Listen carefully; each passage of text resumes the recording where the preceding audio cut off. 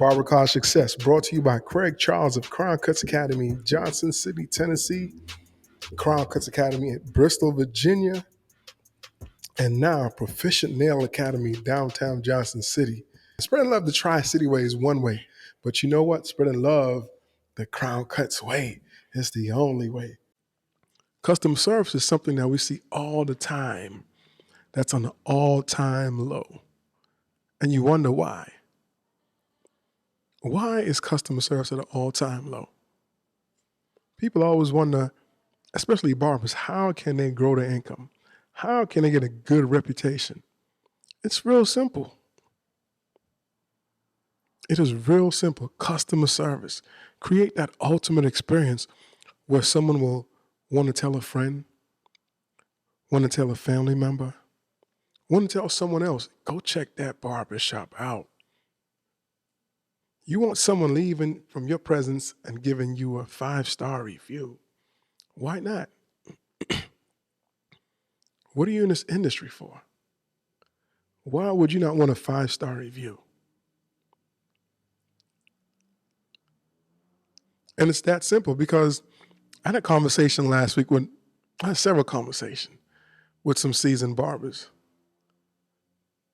And one of the key things that they talked about, excuse me, not just seasoned barbers, but I had some students in the school at the same time who had this impeccable customer service. After a while, people don't come for the haircut.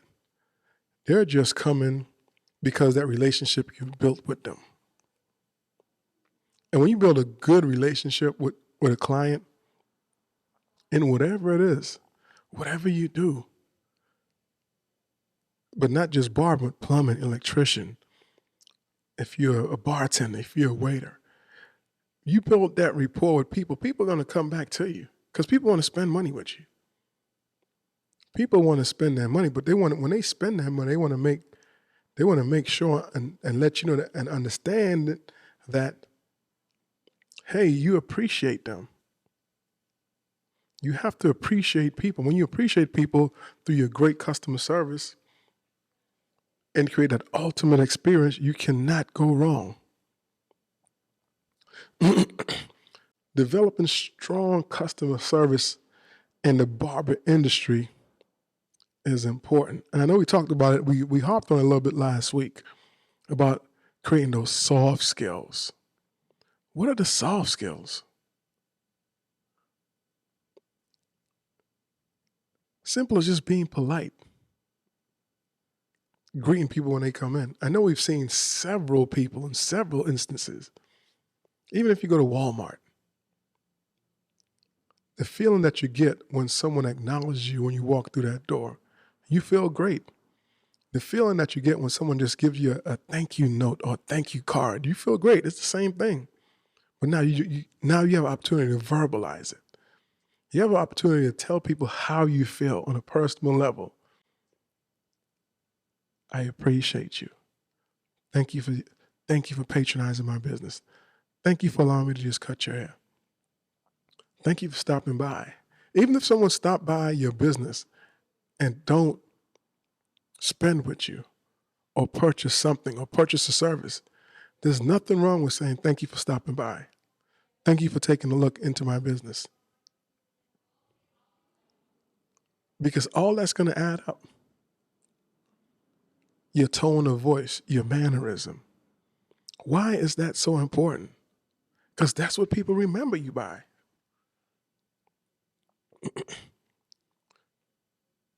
And you can't wait to get out of school to start working on your customer service. Most students want to wait and think they have time. Oh, I'm going to wait and do this. I'm going to wait and do this. I'm going to wait to build my clientele. Why do you want to wait to build something that you say that you're passionate about?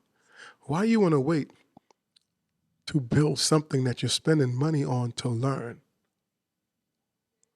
You don't realize who you are follows you. So if you have a bad attitude, if you're constantly late, if you don't have those customer service skills you didn't develop while you're in school, and then work on them and practice them. You just can't wait till you're going in the shop and think you're going to have the opportunity to work on them there. Because a lot of shop owners, they can teach you how to cut hair. They can help you learn because they understand. They was in school. They were in school once upon a time. So they understand your trajectory when you leave school. But one thing that you can't cut the corner on, values, ethics, honesty. All those things add into your customer service. Meaning what you say and saying what you mean. Being dependable. When that baton is passed to you, you don't drop the ball. You don't drop it. Some people are just comfortable with just dropping the baton when it's passed to them. How can you feel comfortable with just not following through? Not being dependable? I think that's difficult at times. How can you look at yourself, Mitch, and say that you're not dependable? How can you look at yourself and say, I'm not dependable, and you're okay with that? It's very, very difficult, especially if you're running your own business and you're kind of creating your own brand. And that's like the number one rule. Every barber is their own businessman. Yeah. Or businesswoman. Mm-hmm. You are your own product. You are your own business. You representing yourself. And a lot of barbers think they could camouflage themselves amongst other barbers and that would be okay. But you can't change your stripes. You just can't overnight think that this is going to develop if you haven't been working on those skills. Got to practice them. I mean, you have to practice it. You have to practice the theory. You have to practice the practical part of this great profession that we call barbering. And sometimes it just kind of unearths me. Yeah, unearth. When people don't take this profession as serious as they should and make up all the excuses in the book while they're in school. Don't you think that someone is going to ask about your work ethic?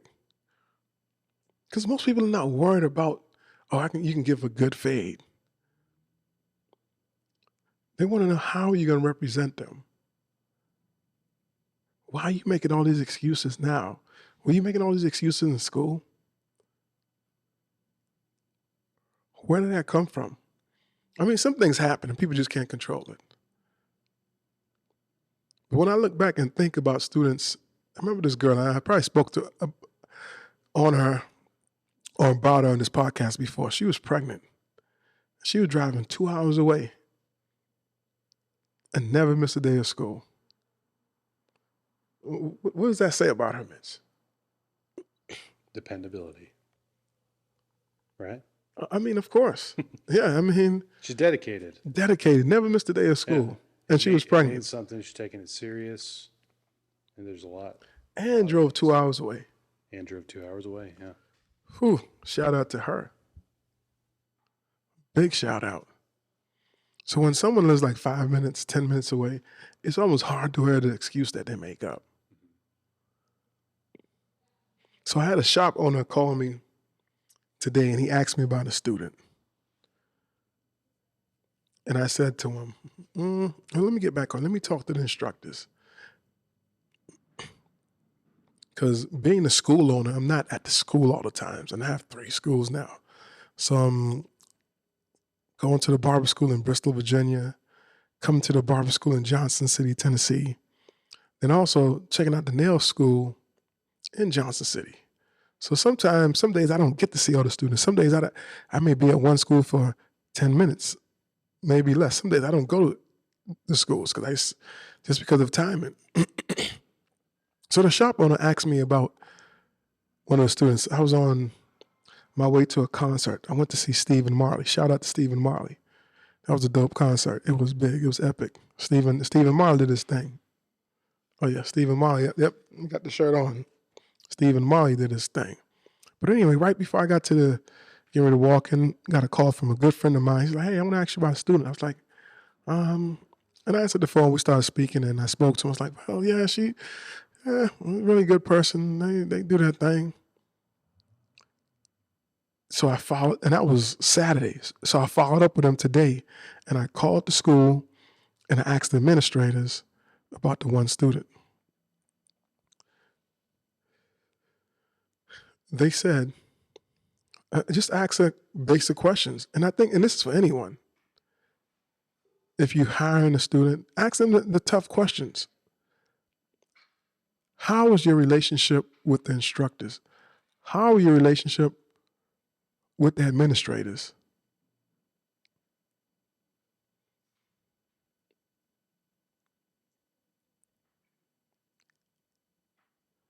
The people that you think don't matter are watching you.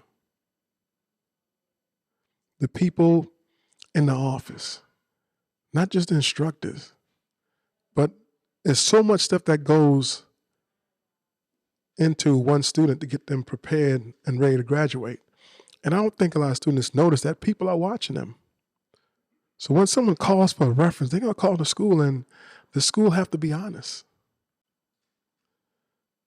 So if you're someone who's constantly making excuses, not working on your craft, the administrators, they have to be honest. The instructors have to be honest.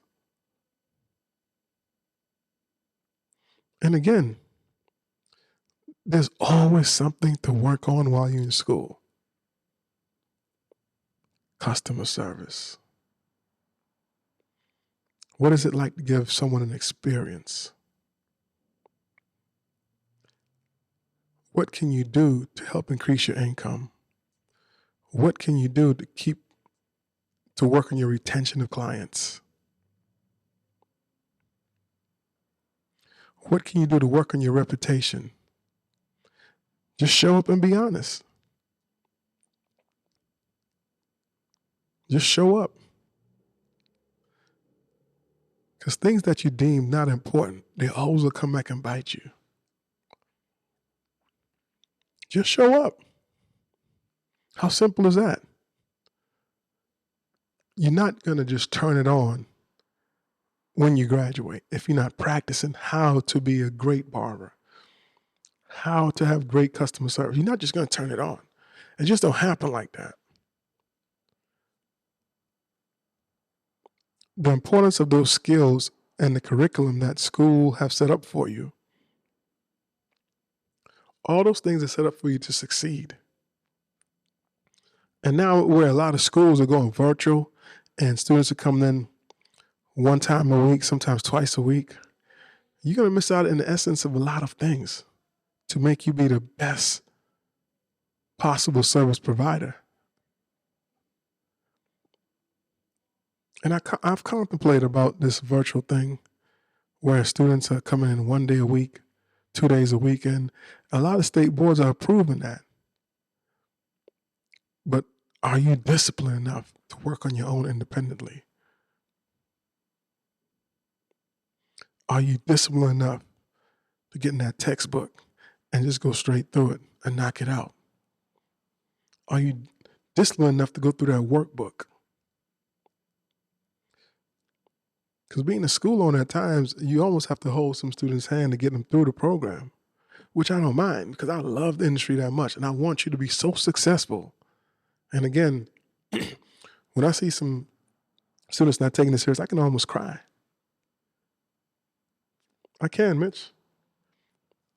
I mean, I'm invested that much. I love the industry that much. If I see someone not taking it serious, it kind of hurts.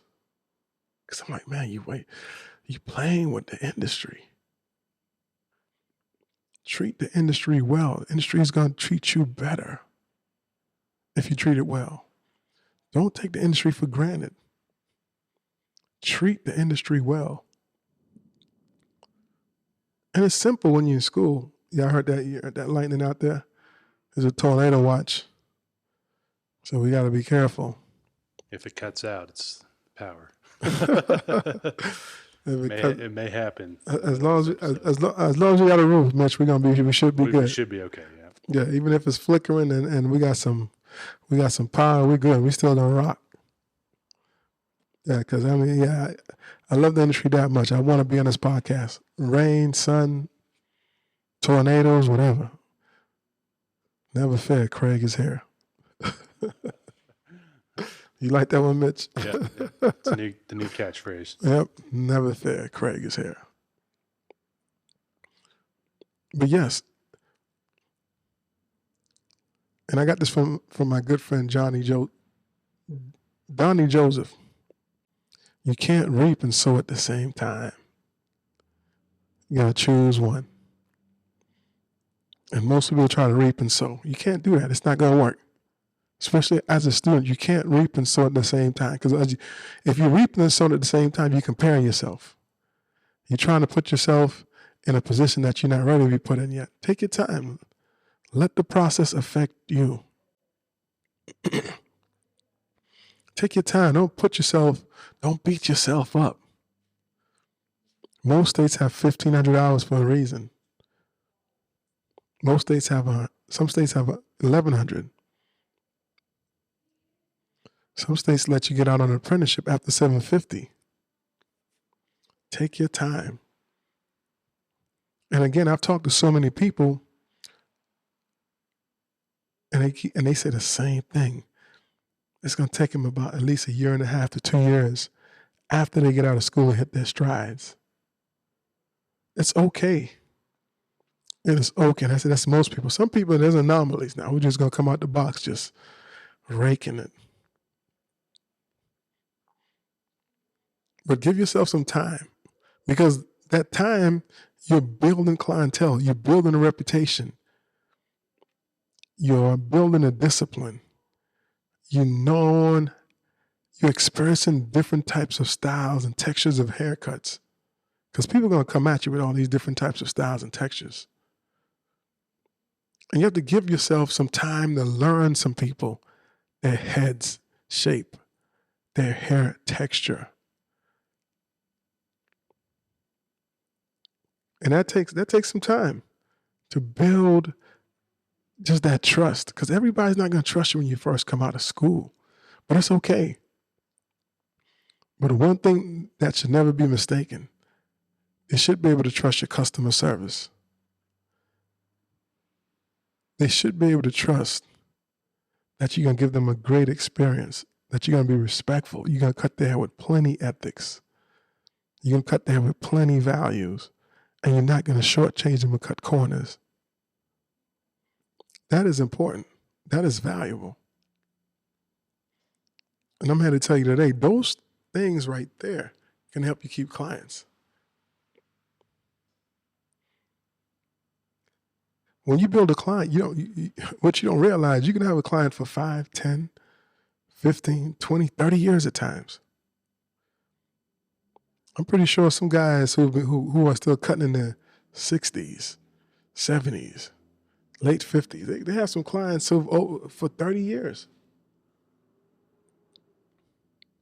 And when you have clients that long, it's just, again, the rapport, the respect that you both have for each other, you almost become family, because that person looks forward to seeing you every day.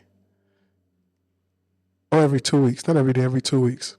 Or sometimes your clients will stop by the shop before they get their haircut every 2 weeks. There's some clients who are that loyal, who love their barber so much, they have a great relationship. They'll come to the shop about 2-3 times a week, not for a haircut, but just to say hello. And they will look out for your shop because they care about you that much. And that shop means something to them.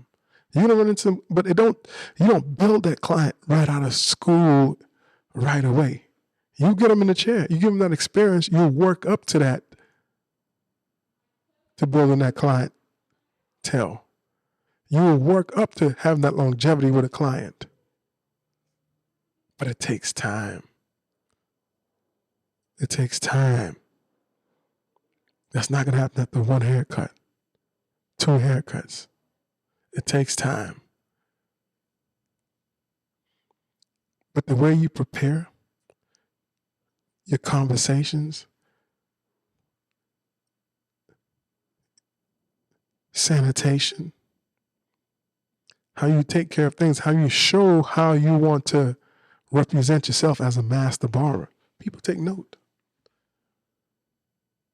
And that can lead to some longevity. And the beginning of having a client for 10, 15, 20 years, 30 years. And then you start cutting their whole family. And you start cutting the next generation.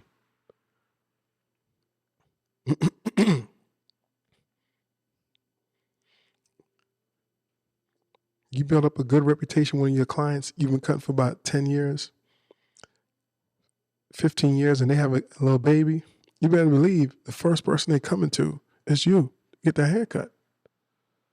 The first person they come to get their service from is you, because they trust you on their hair. They trust you with themselves. You've built that bonding relationship up. So when their kids come, it's almost like an honor to them to let you cut their kids' hair. It's almost like a rightful passage when a man can bring his son to the barbershop. I think a lot of men look forward to that. And if you're cutting the dad's hair, more than likely you're going to cut the kid's hair.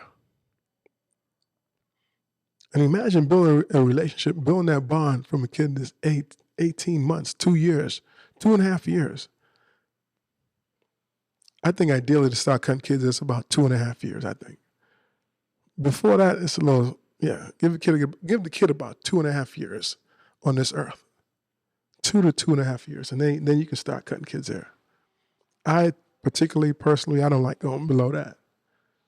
But there's probably some people out there who wants to, hey, more power to you. So imagine cutting a kid's hair from 2.5 years up. You are his barber. You are his service provider. That's what he knows right now. You'll be able to influence that kid in so many ways. So that should be an honor of yours. And with great customer service, given that experience, you cannot fail. Like Jay-Z said, you will not lose. You can't. So this podcast today is about customer service. Giving the client an experience. Creating a positive environment.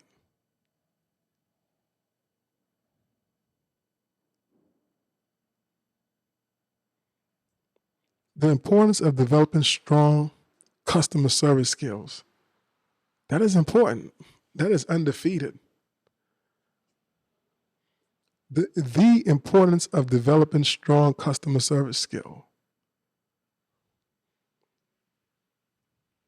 If you want to be a great barber with longevity and make some great money in this industry,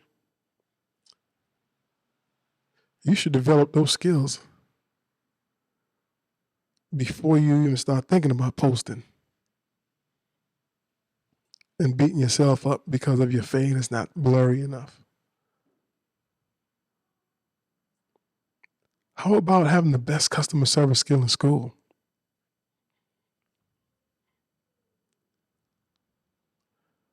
That's a skill that everybody should strive for and push for. Man, you notice my customer service? Man, you notice how I spoke to that kid, how I spoke to that adult?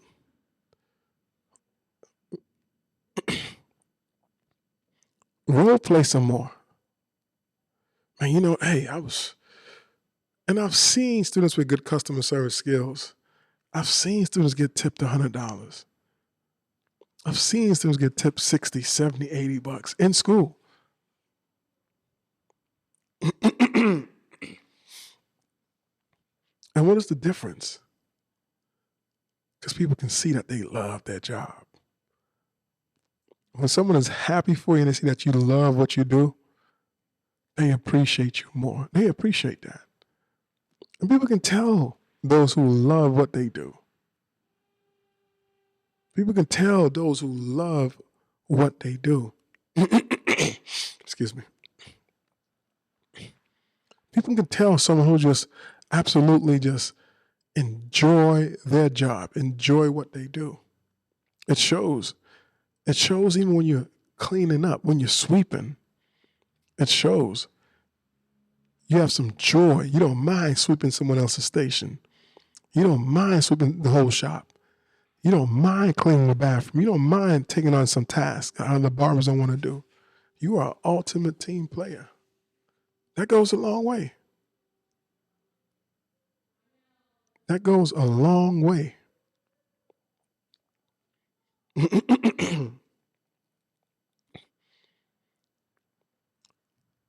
That goes a long way. Stand out. Stand out. And you can start with those skills in school. Stand out.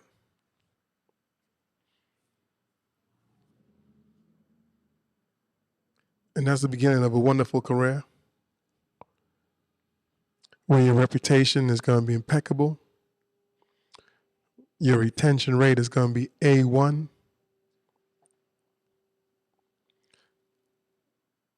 And your income is going to skyrocket.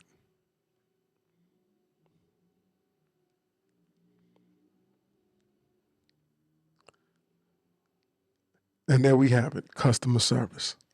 Boom. Boom.